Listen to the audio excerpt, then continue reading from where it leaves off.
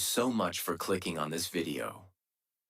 Today, I am going to share with you one of the most inspiring, emotional, and powerful life stories of our time. This is not just the story of a man. It is the story of dreams, struggles, pain, hope, hard work, rejection, belief, and victory. This is the story of a boy who was born in a small house in India with very little money, no mobile phone, no laptop, and sometimes not even a proper chair to sit and study. But today, he is one of the most powerful CEOs in the world. He's the man who leads Google and Alphabet, two of the most influential companies in the world. This is the story of Sundar Pichai. Many people dream, but only a few turn their dreams into reality. Many want success, but very few have the patience, humility, and courage to walk the long, difficult road that leads to greatness. Sundar Pichai's story is proof that you don't need to be born rich to become successful. You don't need to have expensive clothes or luxury things.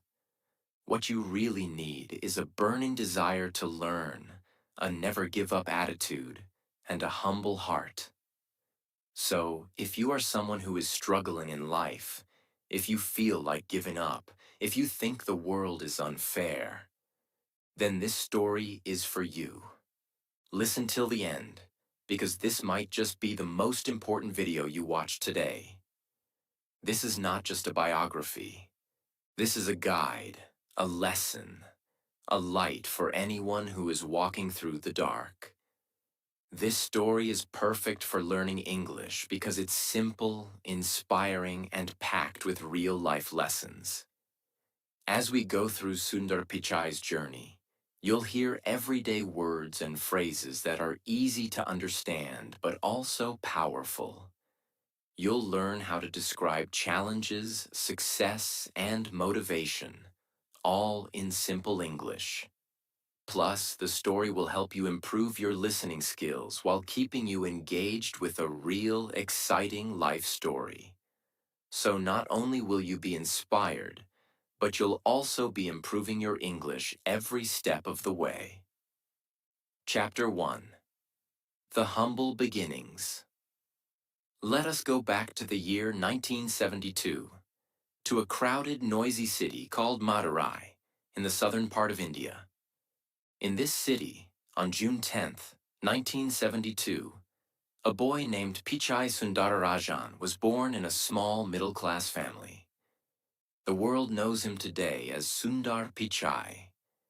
His father, Raghunatha Pichai, was an electrical engineer who worked hard every day in a British company called GEC. He repaired electrical parts, worked with circuits and designs, and tried to give his family a better future. His mother, Lakshmi, was a stenographer, someone who types and writes shorthand, but she left her job to take care of her children full-time. Now imagine this. Sundar's house had no television, no refrigerator, and they lived in a small two-room apartment in Ashok Nagar, Chennai, which was known as Madras at the time. One room was a living room during the day, and at night it became the bedroom of the whole family. They didn't have a car. They used a scooter to go anywhere. There was only one fan, and during summer the house became extremely hot. But they never complained. They were happy, simple people. Sundar shared his room with his younger brother. Sometimes his relatives also came to stay in the same house. The space was small, but the dreams inside that small house were big.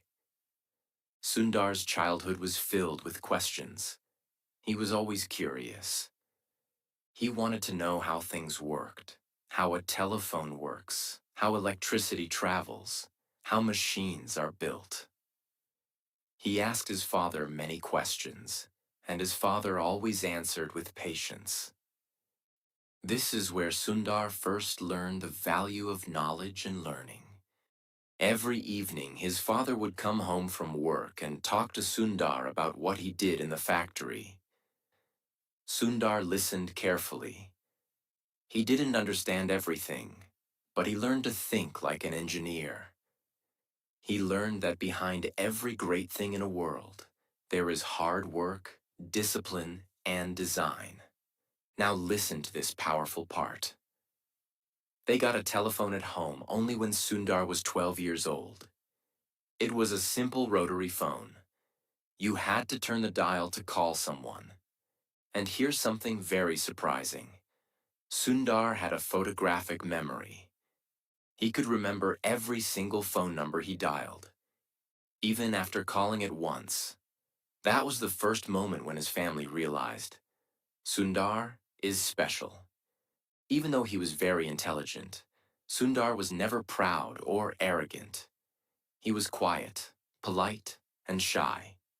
He was the kind of boy who sat in the back of the class but always scored the highest marks. He studied in Jawahar Vidyalaya, a school that was not fancy or elite, but it had good teachers. Sundar loved maths and science. He liked solving problems. He was not someone who learned only to pass exams. He learned because he enjoyed learning. Now you may ask, did he have tuition? Expensive books? No. He studied with what he had. He borrowed books from others. He worked harder than most students. And he never wasted time.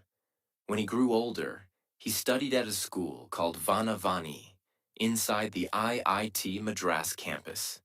He saw brilliant students and professors there, and he started dreaming. One day, I want to go to a big college too.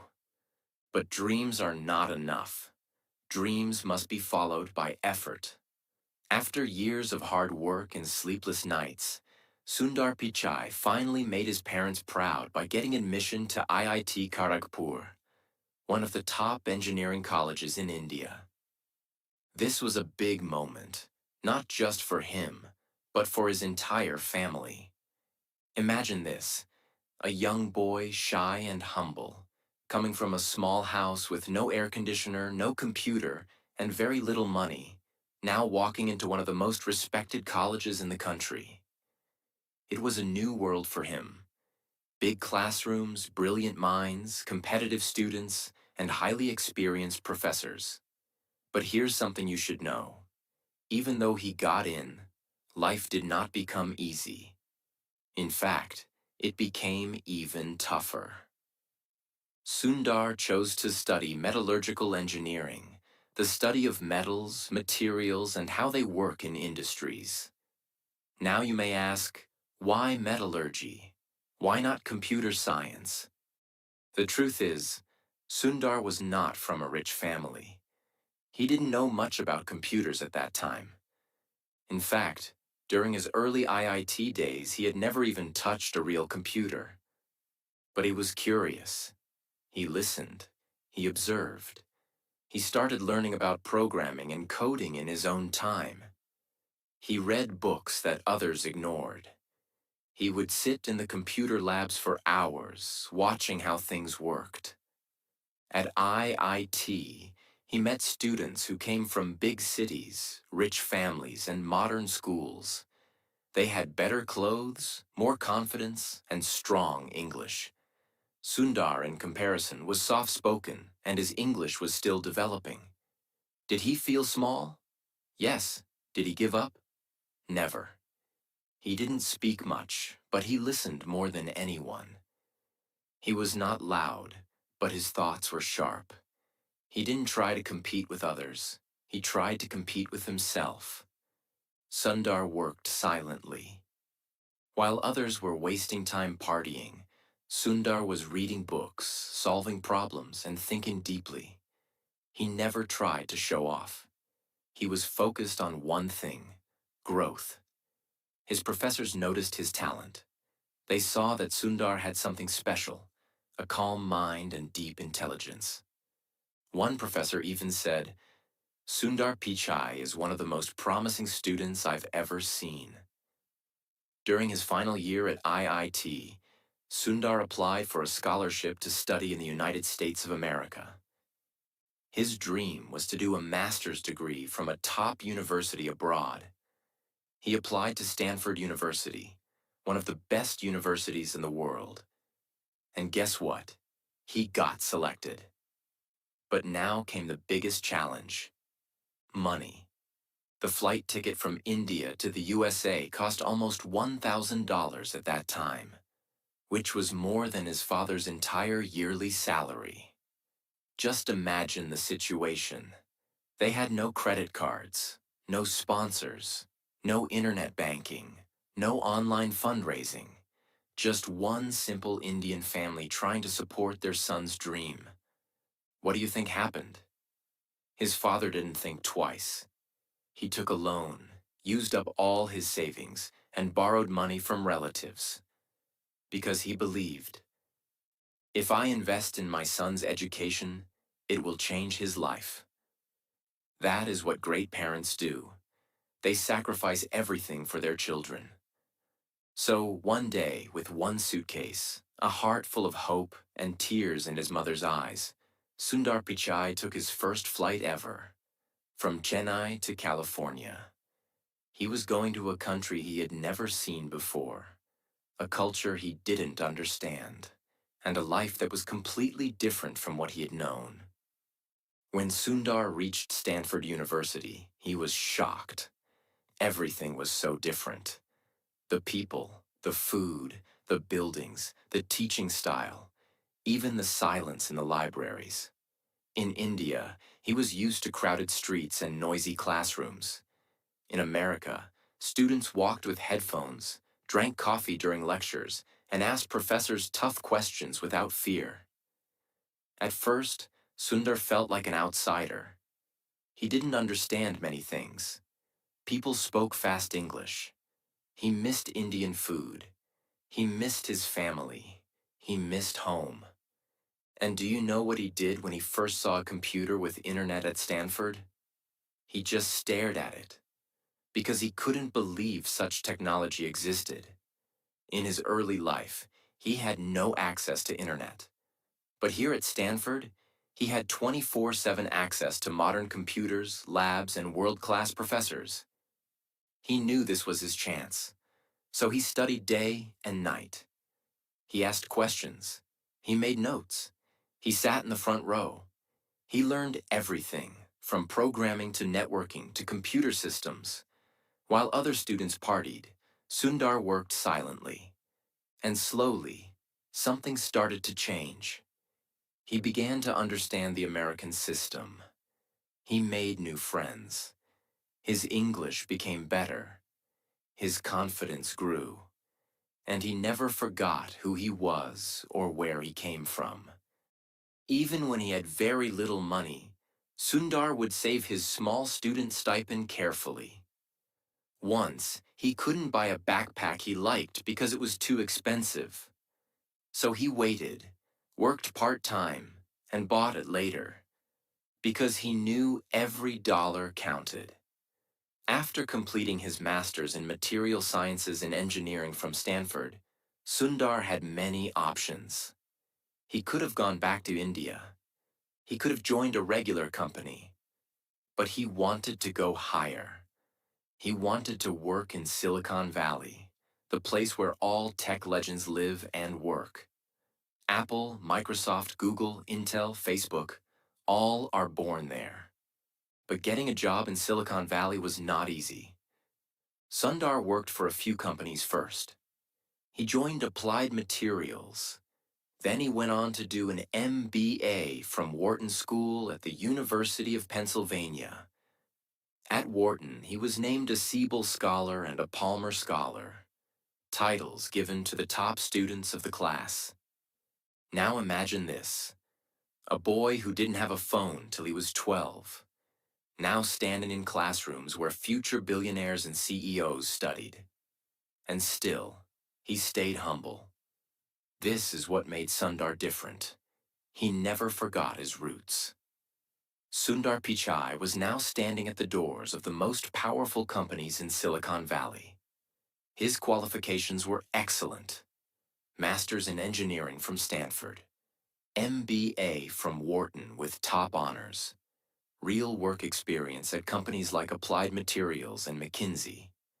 But there was one thing he had in his heart that others didn't: hunger.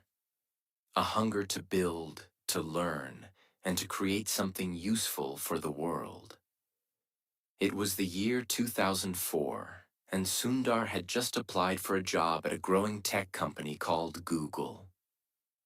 At that time, Google was already known for its search engine, but it wasn't as huge as it is today. They had fewer products, fewer employees, and fewer offices. Sundar didn't know that this one interview would change his entire life. He prepared hard. He studied computer systems, logic problems, case studies. He knew he was not a typical programmer. But what he had was clarity, strategy, and the ability to understand what users need. On the day of the interview, he entered Google's office, which was not very flashy at that time. He was calm, focused. They gave him technical problems. He solved them logically. They asked him product questions. He gave unique insights. They asked him, "What would you improve about Google?" He said, "Let's make the homepage simpler. Let's build tools around the search engine. Let's think beyond." He didn't say what they wanted to hear. He said what he truly believed. And that impressed everyone. Sundar got the job. He joined as a product manager, a role where you don't just code. You also think. You solve problems. You plan the future of the product.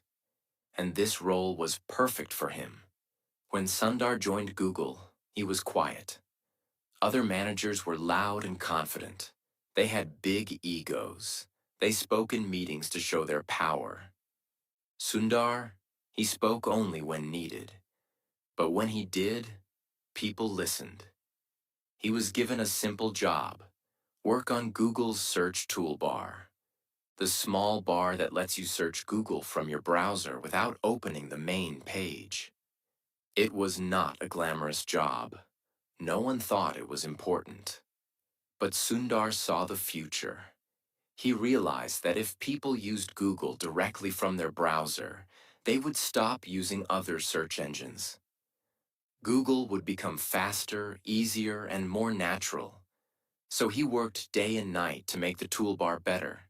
He studied how users searched, how fast the results came, and what made the experience smooth. He focused on user behavior, what people really wanted, not just what engineers wanted to build. He improved the toolbar until it became a major reason for Google's early success. As Sundar was working, he saw a big problem. Most people were using Microsoft's Internet Explorer or Mozilla Firefox to browse the internet. But those browsers were slow, clunky, and full of bugs. He thought, why not build our own browser? This was a huge risk. Google was a search company, not a browser company. Building a browser would take years, and many senior leaders said it was a bad idea. But Sundar believed in speed, simplicity, and control. He said, if we control the browser, we can improve the full user experience. And if we don't build it, someone else will. Still, no one was ready to fund his idea. So what did he do? He kept pushing. He made presentations. He showed prototypes. He convinced one team member at a time. He created a small team and started building in secret. Finally, Larry Page, Google's co-founder, believed in him and said, let's go for it. That project became Google Chrome. When Chrome launched in 2008, it was clean, fast, and easy to use. People loved it. Within a few years, Google Chrome became the #1 browser in the world. And this one product made Sundar Pichai a rising star inside Google. Why? Because he had a clear vision. He built a strong team. He took a huge risk. And most importantly, He put the user first. He didn't build Chrome to become famous. He built it to solve a real problem. And that's what true leaders do. After Chrome, Sundar didn't stop. He worked on Google Drive, Gmail improvements, Google Maps, Android. He later took full control of Android. Every time, he led his team with humility. He was not bossy. He listened to others. He allowed people to disagree. He created a culture of respect. His colleagues said, Sundar makes you feel smart, even if he's the smartest guy in the room. He was not a micromanager. He gave people space. But he always asked one question. How does this help the user? That's why his projects were always successful, because he focused on people, not just technology. It was August 10th, 2015, a normal Monday. Sundar walked into the office like always, but this time, something big happened. Larry Page and Sergey Brin, the founders of Google, announced that Sundar Pichai would become the new CEO of Google. The whole tech world was surprised. But people inside Google were not. They knew this day would come. Because Sundar was not just an engineer. He was a visionary, a thinker, a leader, a problem solver, and most importantly, a kind and respectful human being. Think about it. The boy who grew up in a two-room apartment in Chennai, who stood in lines to use a phone, who didn't have access to a computer until he came to the US, was now in charge of a company that controls the internet for billions of people. This was not a dream anymore. This was real life. But with great power comes great pressure. And that's what this chapter is all about. Sundar walked into the office on his first day as CEO without bodyguards, without shouting, without a dramatic press conference. No big speech, no loud words, just a warm smile, a quiet presence, a confident walk. He stepped into a room full of Google's top executives. He didn't start by talking about profits or numbers. He simply asked, what's best for our users? What can we do that truly helps the world? This was the kind of leader he was. Simple, thoughtful, user-focused, and deeply human. Being CEO of Google is not like running a small company. It's more like being a global leader. Why? Because Google touches billions of lives daily through search, YouTube, Gmail, Maps, Android. Millions of businesses through advertising and cloud services. Governments and schools through data, privacy, regulations. Every single decision Sundar made would be seen, judged, and discussed globally. If he made a mistake, it would be on the news. If he fired someone, it would trend on social media. If he launched a new product, the entire tech world would analyze it. So how did he handle that kind of pressure? Calmly, softly, powerfully. He didn't panic. He didn't play politics. He didn't attack critics. He did what he always did. He listened, thought deeply, and then spoke with clarity. Soon after Sundar became CEO of Google, another huge change happened. Google's co-founders, Larry Page and Sergey Brin, decided to step back and create a new parent company called Alphabet Inc. This was the holding company that would own Google, YouTube, DeepMind, Waymo, self-driving cars, and other ambitious projects. Guess what?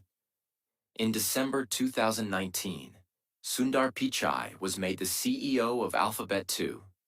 Yes, now Sundar was not just responsible for Google, he was responsible for YouTube, Google Cloud, Google Search, self-driving cars, Waymo, artificial intelligence, DeepMind, and many other futuristic projects.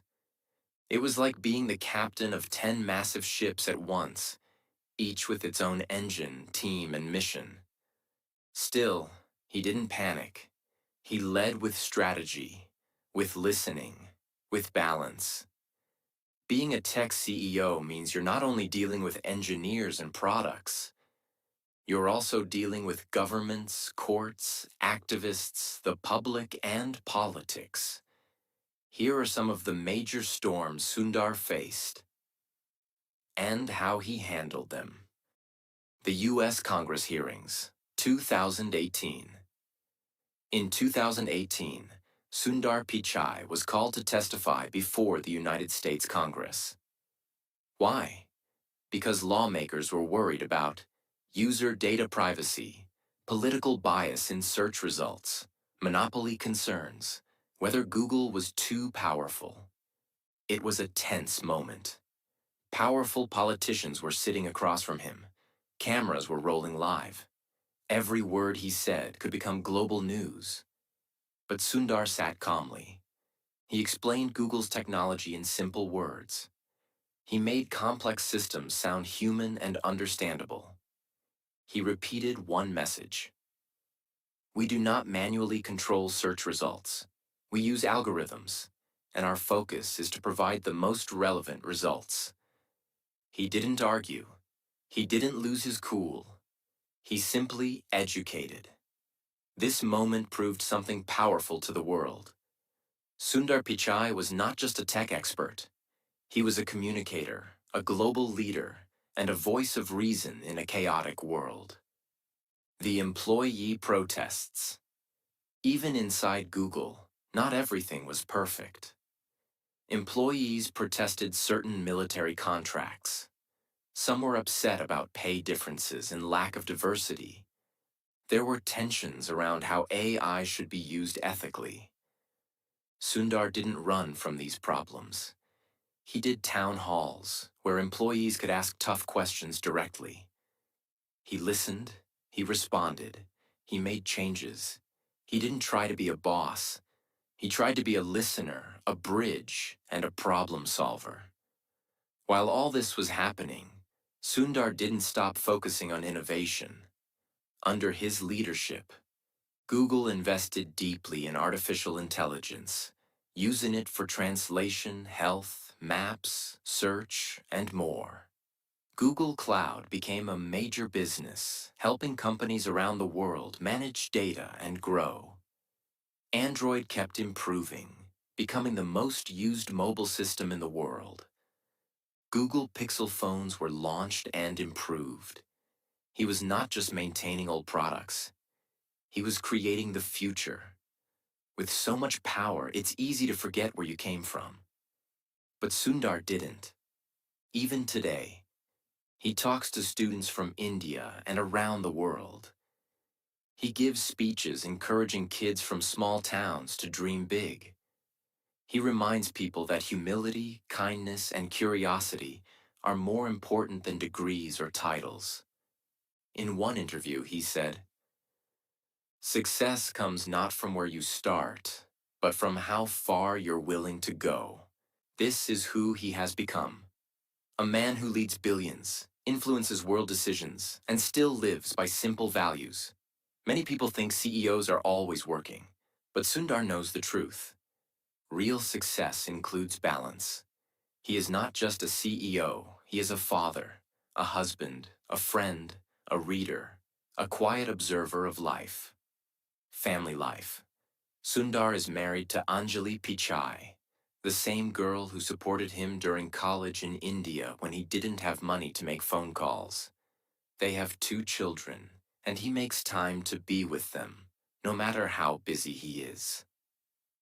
Personal habits. He starts his mornings with tea and a newspaper. He likes to walk and think deeply. He reads books about technology, history, psychology, and human behavior. He doesn't chase luxury. He chases clarity. Hobbies. He enjoys cricket, watching sports, and sometimes even cooking simple Indian dishes with his wife. Friends say, he is the same Sundar we knew in college. He hasn't changed. He's still humble, still quiet, and still full of ideas. One of the most inspiring things about Sundar is this. He never tries to show off. He wears simple clothes. He speaks softly. He doesn't talk about money or fame. He talks about ideas, innovation, and how to make people's lives better. This is rare in today's world. Most people want attention. Sundar wants impact. In one interview, someone asked, "Why don't you act like other billionaires? You live so simply." He smiled and said, "My goal was never to be rich. My goal was to be useful." Powerful, isn't it? Today, Sundar Pichai is respected all over the world. He has been listed in Time magazine's 100 most influential people multiple times. He is invited to speak at world forums about the future of AI, climate change, and digital freedom. World leaders want to collaborate with him because he understands not only technology, but humanity. Still, whenever he's praised, he says the same thing. "It's not about me. It's about the team. I just had good people around me." Again, humility wins. Let's look at his financial success now, because this also shows what's possible when you follow your passion with discipline. Net worth, as of 2025, estimated to be over 1.5 billion USD.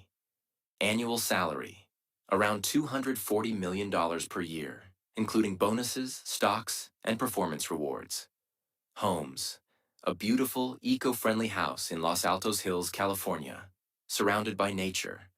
No gold statues, 100 cars, just peace, books, trees, and family. Cars, Tesla Model S, BMW 7 Series, Range Rover, but he rarely shows off. Lifestyle, focused on privacy, peace, and personal growth. Still drinks cutting chai, tea when he visits India. Still reads Tamil newspapers when he gets time.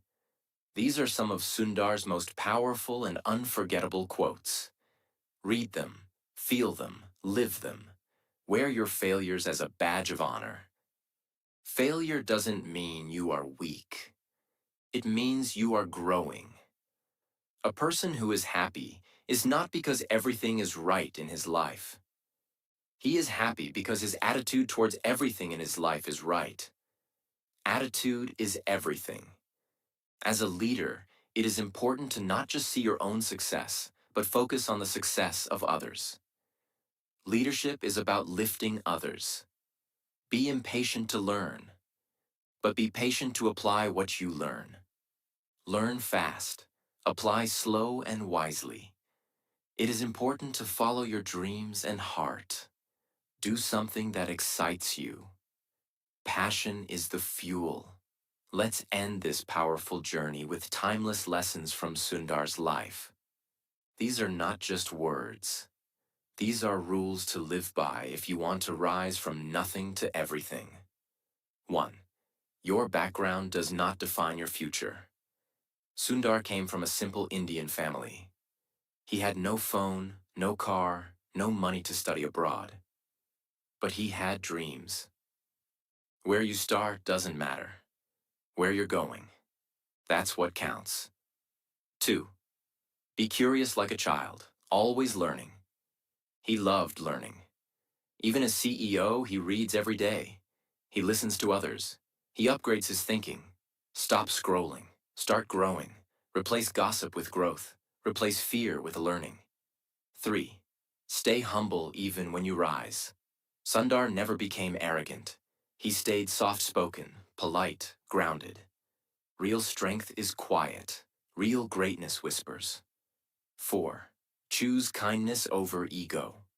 Even when attacked, he never hit back. He used truth, not anger. Calm, not chaos. Be kind, even when it's hard. 5. Success is not just about money. It's about usefulness. Sundar's goal was never luxury. His goal was to make a difference. And he did. Don't chase money. Chase meaning. 6. Believe in your own journey. He could have given up many times. When he was poor, when he was rejected, when people doubted him. But he believed. He kept going. Even if no one believes in you, you believe in you. Sundar Pichai's story is not just the journey of a tech leader, it's the journey of a human soul who started with nothing and built an empire with honesty, humility, and heart. Let his story remind you, you don't need to be born rich. You don't need to speak perfect English. You don't need connections. You need just one thing, a burning fire inside you to learn, to grow, and to never stop. No matter how hard life gets, if this story inspired you, if Sundar Pichai's life touched your heart, if you feel more motivated today, if you believe you too can rise, then subscribe to our channel to learn something new every single day. Here we tell you stories, teach you English, inspire your mind, and help you become the best version of you. This is not the end. This is your beginning. Go now, dream, work, grow. You are the next Sundar Pichai, and the world is waiting for your story.